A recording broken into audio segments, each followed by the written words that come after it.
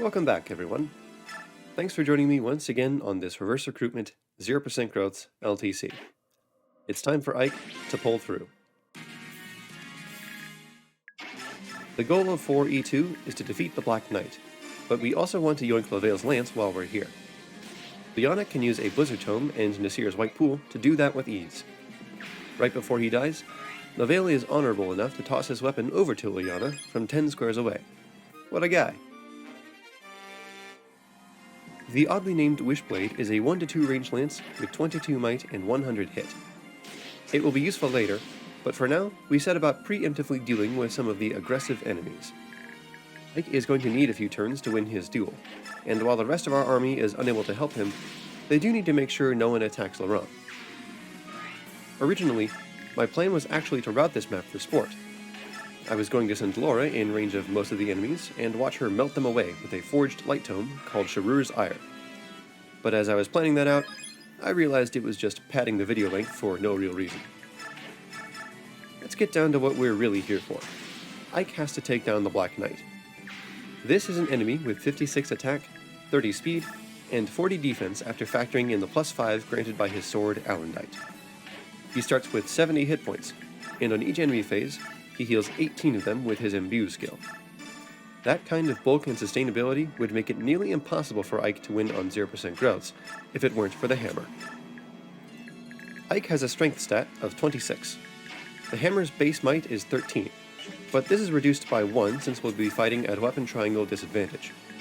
So when we deal effective damage to the Black Knight's armor, our weapon has 36 might, giving Ike 62 attack for 22 damage.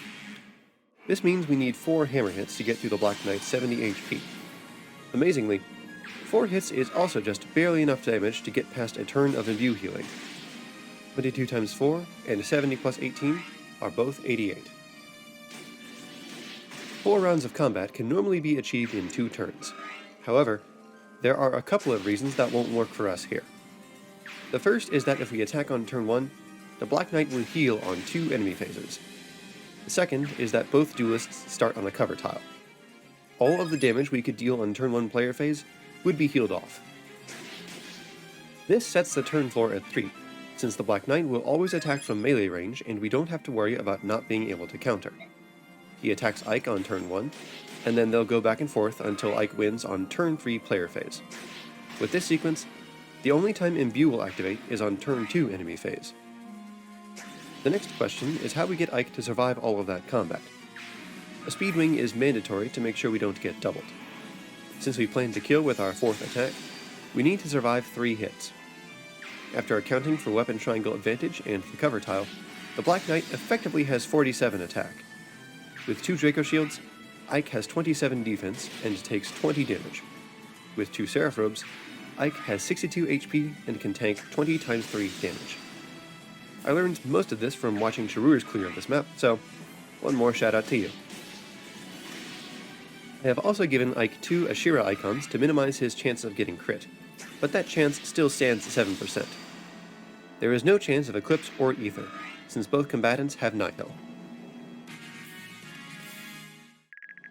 The last remaining factor is Ike's hit rate. I am pleased to report that Ike's Biorhythm has just moved up to good, and it will soon be at best.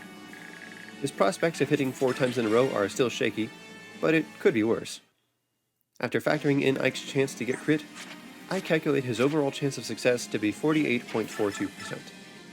On hard mode, the lack of weapon triangle actually makes things easier, bumping the odds up to 67.77%.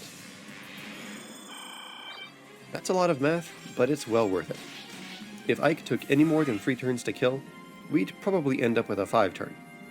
Ike would need to heal, and then the Black Knight would get to heal, and then Ike's Biorhythm would curve back down, and it would all get very messy. Thankfully, we avoid all that, and Ike claims victory in 3 turns. We walk away with the Wishblade, and we also pick up Alendite for our own use. Join me next time to witness the Queen of Storms checkmate her foe. Take care, everyone.